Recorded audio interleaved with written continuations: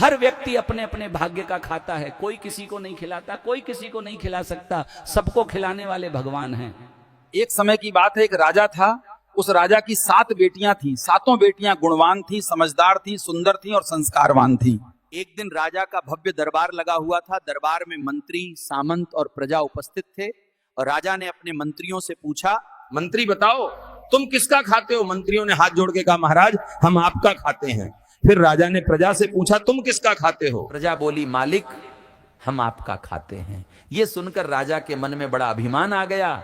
उसने मन ही मन सोचा, मैं ही सबका पालनहार हूं, मैं ही सबको खिलाता हूं। राजा ने अपनी पत्नी से पूछा, तुम किसका खाती हो? रानी बोली, स्वामी हम आपका खाते हैं। राजा ने अपनी बेटियों से एक एक करके पूछा। बड़ी बेटी बोली, पिताजी आपका। दूसरी बोली, पिताजी आपका। तीसरी बोली, पिताजी आपका। चौथी, पांचवी और छठी बेटी ने भी वही उत्तर दिया, पिताजी आपका। अब राजा ने 7वीं सबसे छोटी बेटी से पूछा, बेटी तुम किसका खाती हो? उसने हाथ जोड़कर कहा, पिताजी मैं तो भगवान का दिया अपने भाग्य का खाती हूं। ईश्वर ने मेरे भाग्य में जो लिखा जो है, विधाता मुझे खिलाएगा वही मैं खाऊंगी। ये उत्तर राजा को बहुत बुरा लगा। उसके अभिमान को गहरी ठेस पहुंची। राजा ने मन में ठान लिया, देखता हूं इसका भगवान इसे क्या देता है। समय आया बेटियों के विवाह का। महल, ऐश्वर्य, सेना, धन सब कुछ दिया, लेकिन 7वीं बेटी के लिए राजा ने मंत्रियों से कहा, जाओ इसके लिए ऐसा दूल्हा ढूंढ कर लाओ जो गरीब हो, जो अपने पैरों से चल भी न पाता हो, जिसके पास खाने की 2 रोटी का भी इंतजाम न हो। मंत्री जंगल में गए, वहां एक लकड़हारा मिला। लकड़ी काटते काटते उसे अचानक बीमारी हो गई थी। वो कई दिनों से भूखा प्यासा जंगल में पड़ा था, दुबला पतला हो चुका था, मरने की हालत में था। 2-4 दिन का मेहमान। मंत्रियों ने आकर राजा से कहा, महाराज जंगल में एक आदमी मिला है, गरीब है, बहुत बीमार है, मरने की स्थिति में है। राजा बोला, उसी से मेरी 7वीं बेटी का विवाह कर दो। राजा ने कहा, इसने कहा था ना कि हम भगवान का दिया खाते हैं, अब देखते हैं इसका भगवान इसे क्या देता है। राजा स्वयं अपनी बेटी को लेकर जंगल गया। वहीं पंडित को बुलाया गया। वो लकड़हारा खड़ा भी नहीं हो पा रहा था। लोगों ने उसे उठाकर फेरे दिलवाए। राजा ने कन्यादान किया, लेकिन दहेज में कुछ नहीं दिया। बेटी से कहा, तेरा भगवान देगा तुझे, देखता हूं तेरा भाग्य क्या है। यह कहकर राजा ने अपनी 7वीं बेटी को त्याग दिया। राजा, सेना और सारा लवाजमा लौट गया।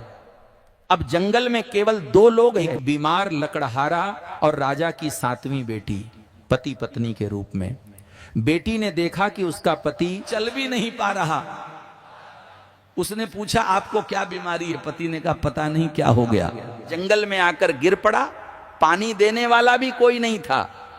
अब वो स्त्री पत्नी धर्म निभाने लगी। शादी होते ही उसी दिन से उसके कंधों पर सारी जिम्मेदारी आ गई। वो जंगल की लकड़ियां काटती। नई नवेली दुल्हन के हाथों की मेहंदी भी नहीं छूटी थी और वो जंगल में लकड़ियां काट रही थी।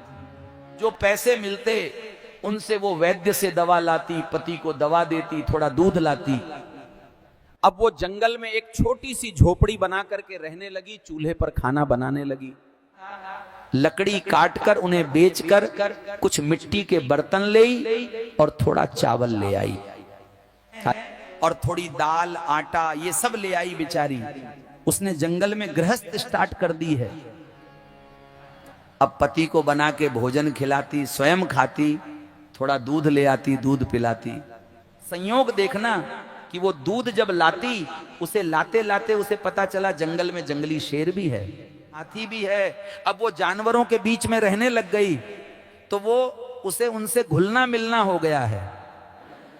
उसकी कुटिया के पास एक नाग नागिन का जोड़ा रहता था। जब वो दूध लाती और पति को हल्दी वाला दूध देती तो जो थोड़ा बच जाता वो नाग नागिन को भी पिला देती। धीरे धीरे उसका पति स्वस्थ होने लगा। पहले बैठा, फिर खड़ा हुआ, फिर चलने लगा। अब वो भी लकड़ी काटने लगा, बाजार जाने लगा, पैसे लाने लगा। उसकी दोस्ती हो गई थी रहते रहते। वो दूध पिलाती। रोज वो नाग नागन उसे पहचानने लगे।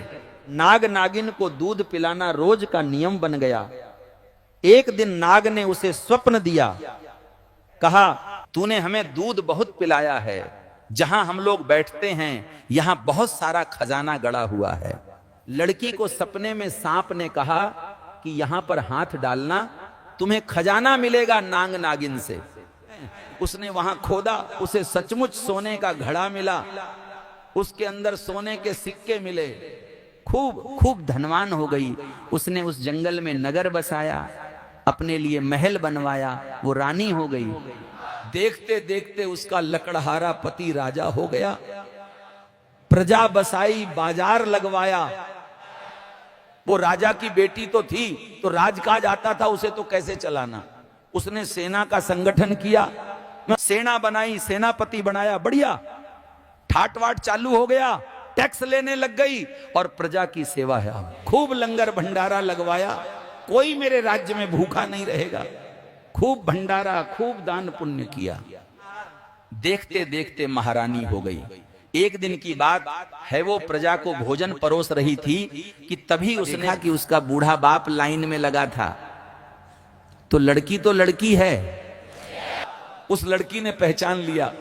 अच्छा, लाइन में केवल अकेला बाप नहीं था, उसकी 6 बहनें भी लगी थी।